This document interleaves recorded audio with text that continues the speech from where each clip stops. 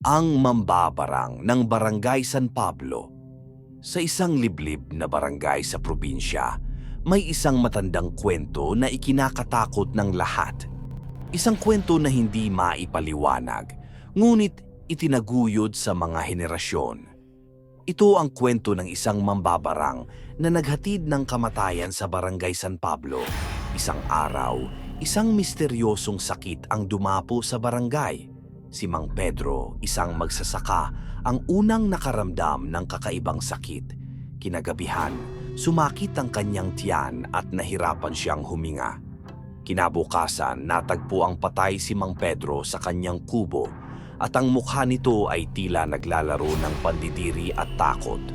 Walang makapagpaliwanag ng sanhi ng kanyang pagkamatay at nagsimula na ring kumalat ang mga kwento tungkol sa isang mambabarang, isang taong gumagamit ng mga kulam at mahika upang maghasik ng kamatayan. Habang patuloy ang mga hindi maipaliwanag na pagkamatay, isang gabi, si Aling Rosa, ang pinakamatalino at pinakamatandang manghuhula sa barangay, ay nagpunta sa bahay ng kapitan. "Kapitan, kailangan mong maghanda. May isang mambabarang sa atin," sabi niya nang may takot sa kanyang mga mata. Ang mga huling salita ni Aling Rosa bago siya pumanaw ay naging gabay sa mga naninirahan sa barangay. Ayon sa kanya, isang babaeng may malasakit sa itim na mahika ang kumakalat ng sakit gamit ang mga insekto. Kaya't nang marinig ng mga tao ang pangalan ni Mara, agad silang nagsimulang maghinagpis. Si Mara, isang babaeng kilala sa pagiging tahimik at may kakaibang hilig sa mga halamang gamot, ay isang investigador ng mahika. Siya ay tinitingala sa barangay, ngunit walang sino man ang nakakaalam ng kanyang itinatagong lihim. Si Mara, mula sa isang lumang angkan, ay isang tunay na mambabarang. Nagsimula ang mga alingaw-ngaw sa barangay. Ang mga hayop na tila nababaliw, mga ibon na nagiging tila mga anino sa dilim, at ang mga insekto na abala sa paghahanap ng mga biktima. Isa-isa ang mga tao ng Barangay San Pablo ay namatay. Hindi ito isang mabilis na pagkamatay, kundi isang malupit na paghihirap. Si Aling Rosa, bago siya pumanaw, ay nagbigay ng isang babala.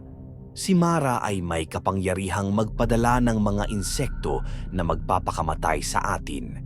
Ang mga alitap-tap, mga langaw, at mga puti at itim na anay ay nagsisilbing kanyang mga alagad sa dilim.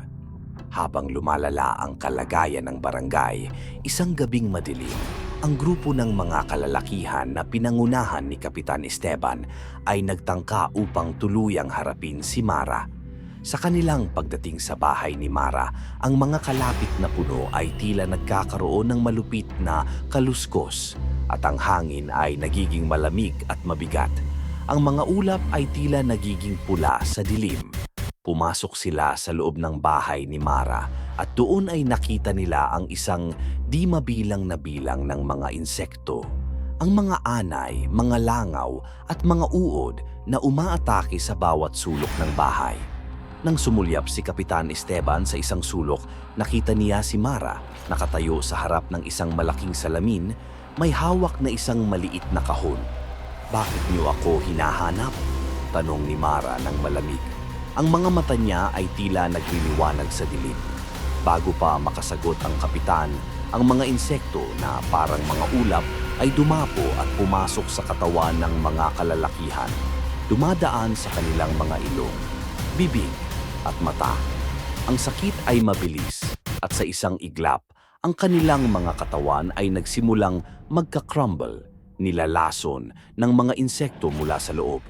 "Pinili ko kayong maghirap tulad ng ginawa ninyo sa akin," sabi ni Mara habang ang kanyang mga mata ay tumulo ng luha.